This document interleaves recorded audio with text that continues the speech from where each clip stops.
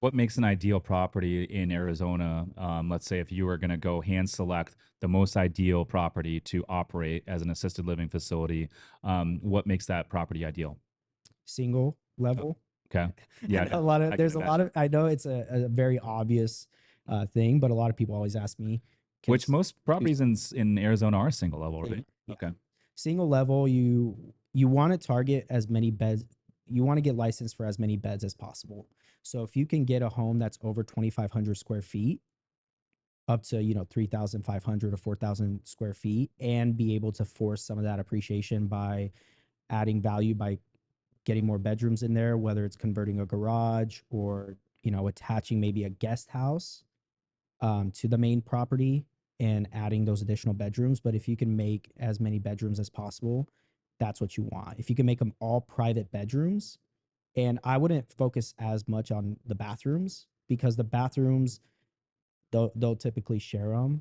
And most people in these types of homes are like in wheelchairs or bedbound, or they're not utilizing the showers as much. So I wouldn't go all out and do 10 bedrooms, 10 bathrooms necessarily, but I'd probably do about a 10 bedroom, 5, 6 bathroom home would be the ideal property.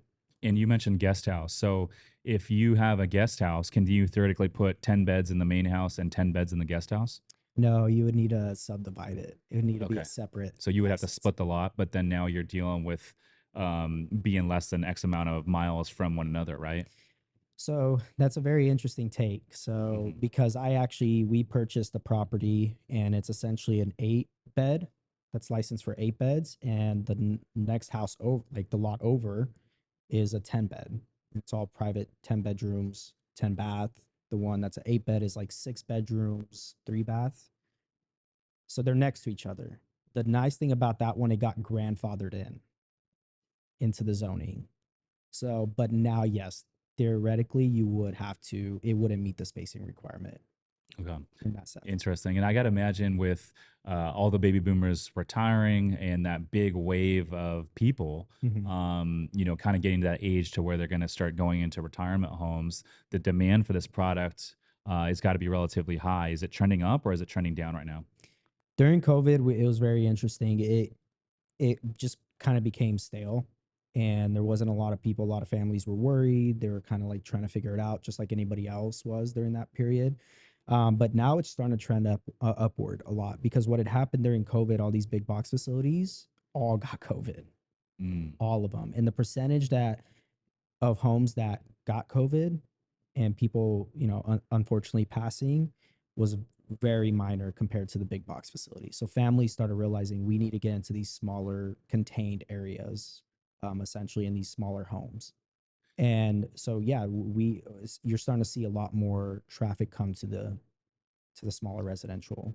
And the reason behind that is, or the logic behind that is, you're saying these smaller properties with only 10 beds, they weren't getting the COVID because there was just less people coming in and out. Is that Correct. Yeah, okay? you're able to contain it a lot better. You could let certain guests come in if you chose to.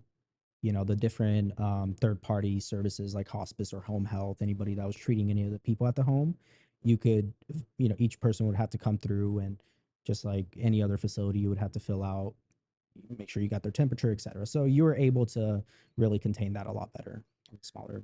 Can you charge a lot more for a bed if you have a lot of luxury amenities on your property?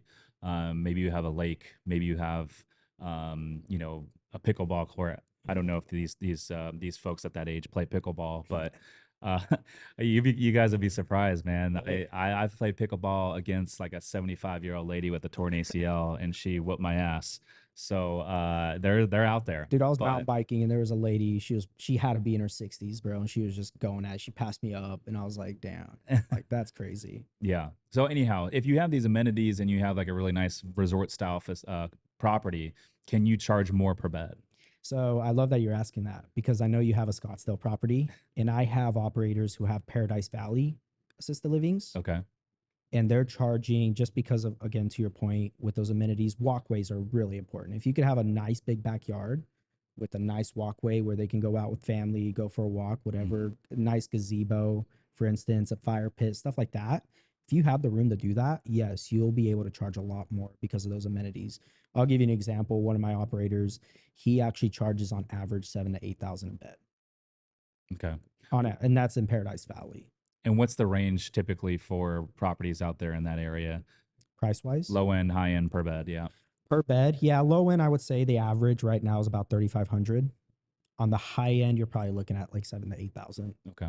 per Are bed. there operators that will put two beds in one room? Yes, so there is a requirement for that. It has to meet. So each individual need to have 60 square feet. Mm. And so that essentially you need to have a room that's 120 square feet to put two beds in. But that's the max. You can't, if you have, let's say 180 square feet, you can't put three beds in there.